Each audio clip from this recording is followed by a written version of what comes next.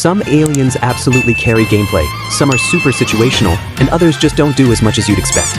So today, I'm ranking every alien from the first Ben 10 reboot game in a tier list, based on damage, speed, crowd control, abilities, and overall usefulness. I've already got a pretty solid idea of where each alien belongs, but I'll explain every placement as we go.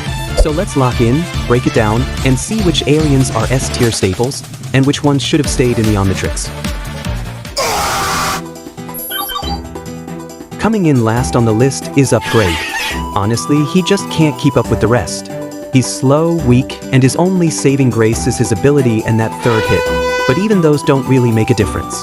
Compared to the other characters, his ability is underwhelming and pretty lackluster. It's a shame to see him here, but hey, that's where he lands. Cannonbolt is our first C-tier character.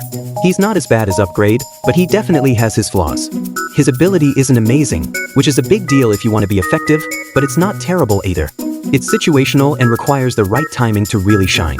Outside of that, his regular attacks leave a lot to be desired. He's slow and his damage is underwhelming, which is why he lands here in C-tier. Now we're moving up the list, low B-tier. Stinkfly isn't bad at all. He's just one of those aliens that doesn't fully live up to the others. He is useful, and honestly that's the main thing carrying him into B-tier. His mobility and utility can actually be solid in the right situations. That being said, his ability feels kinda lacking when you compare it to what other aliens bring to the table.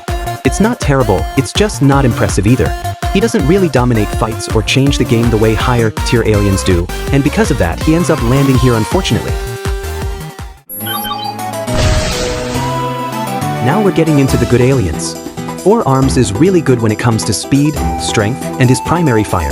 In straight-up combat, he can actually put in a lot of work. The problem is his ability. Compared to everyone else, most aliens have some kind of crowd control ability that can completely shift a fight. 4 Arms doesn't.